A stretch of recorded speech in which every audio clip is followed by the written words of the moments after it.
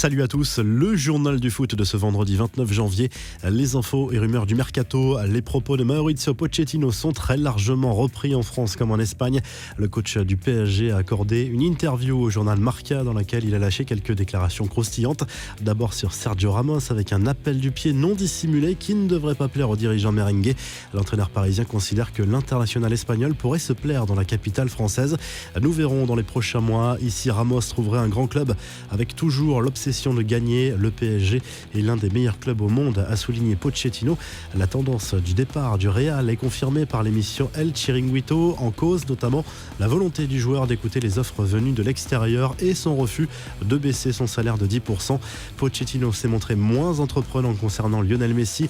Je respecte les joueurs et les clubs auxquels ils appartiennent parce que cela peut agacer, mais il n'y a pas de message caché.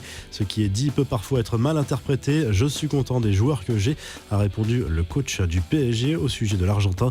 Enfin, sur le dossier Kylian Mbappé, l'optimisme est de mise. Il y a beaucoup de rumeurs, mais je le vois au PSG pour de nombreuses années et c'est le souhait du club. C'est vrai qu'il a un choix à faire, mais nous le voyons heureux et très impliqué dans le projet, a conclu Pochettino lors de cet entretien à Marca. Toujours dans l'actu mercato, Eduardo Camavinga a lui aussi évoqué son avenir en conférence de presse. Sous contrat jusqu'en 2022, le jeune et talentueux milieu de terrain rennais assure avoir envie de prolonger avec le club breton. Les négociations se poursuivent. Il y a des réflexions, des négociations. On parle. Si ça se fait, ça se fera, a expliqué l'international français qui laisse la porte ouverte à la possibilité de rester la saison prochaine à Rennes. C'est vous, les journalistes, qui me voyez partir, pas moi. Pour l'instant, je suis concentré à 100% sur le club, a expliqué Camavinga, que l'on sait très convoité, notamment par le Real Madrid. Et au rayon des transferts officiels, la Juve a annoncé vendredi matin la signature de l'espoir italien Nicolo Rovella. Le milieu de terrain de 19 ans est transféré du Genoa pour 18 millions d'euros plus 2 millions en bonus, mais va rester à Gênes jusqu'à la fin de la saison. Et dans le sens inverse, les jeunes Manolo Portanova et Elia Petrelli rejoignent le Genoa à la contre-attaque de l'UEFA face au projet de Super League européenne. Selon AS, l'instance du football européen travaille depuis des mois à la création de la Super Champions d'ici 2024 maximum et peut-être même avant, une sorte de Ligue des champions revisitée pour contrer la Super League européenne. L'idée serait de créer une nouvelle société appartenant à l'UEFA et au club et celle-ci permettrait de chapeauter notamment la répartition des revenus afin de mieux satisfaire les grands clubs. Cette Super Champions serait conditionnée par un calendrier nettement plus resserré avec plus de matchs. L'idée serait de faire passer les championnats nationaux à 16 ou 18 équipes maximum pour libérer des dates. En Italie, après le clash Ibrahimovic-Lukaku, c'est l'escapade amoureuse de Cristiano Ronaldo qui fait beaucoup parler. Dispensé du quart de finale de Coupe d'Italie contre l'Aspal mercredi soir, l'international portugais a violé le protocole sanitaire en vigueur de l'autre côté des Alpes en se rendant à Courmayeur dans le Val d'Aoste pour y rejoindre sa compagne Georgina Rodriguez pour son anniversaire. Ils auraient passé la nuit dans un hôtel officiellement fermé. CR7 a été trahi par la publication sur les réseaux sociaux d'une vidéo avec sa compagne à l'occasion d'une balade en motoneige. La police s'est penchée sur le dossier. Les infos en bref, Liverpool relève enfin la tête en Premier League après une période difficile. Les Reds sont allés s'imposer sur la pelouse de Tottenham 3-1 et remontent à la 4e place à 4 points du leader Manchester City. Soirée cauchemardesque en revanche pour les Spurs qui ont perdu Harry Kane sur blessure. L'attaquant du club londonien pourrait être indisponible pendant plusieurs semaines d'après José Mourinho qui était très inquiet après la rencontre. Très inquiet et sans doute très énervé contre Serge Aurier. D'après le Daily Mail, l'ancien parisien aurait quitté le stade à la mi-temps du match après avoir été sorti par l'entraîneur portugais qui a visiblement taclé son joueur dans le vestiaire à propos de son positionnement sur l'ouverture du score des Reds.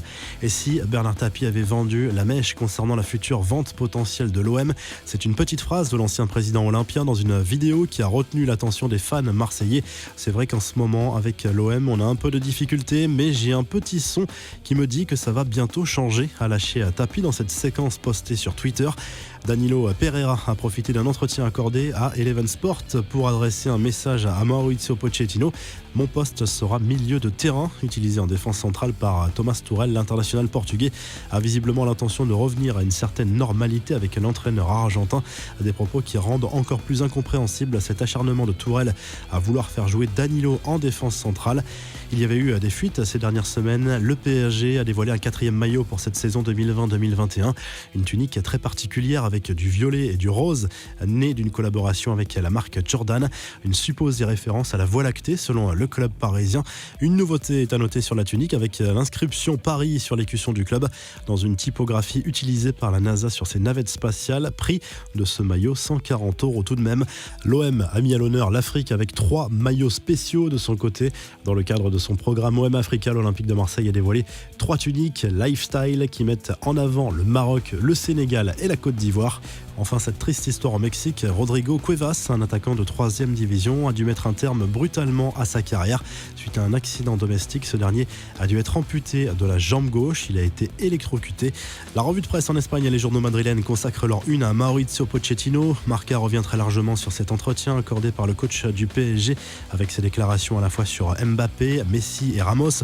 De son côté, le journal AS a surtout retenu cette petite phrase du technicien argentin sur le Real Madrid et en fait sa une, entraîner un jour le Real est un rêve, a confié le coach parisien.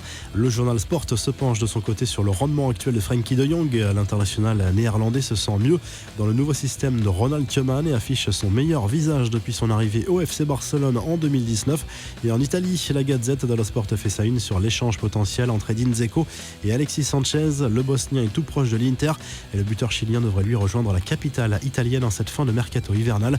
En Coupe d'Italie, Naples a rejoint la Juve, l'Atalanta et l'Inter dans le dernier carré. Si le journal du foot vous a plu, n'hésitez pas à liker la vidéo et à vous abonner. Et à très vite pour un nouveau journal du foot.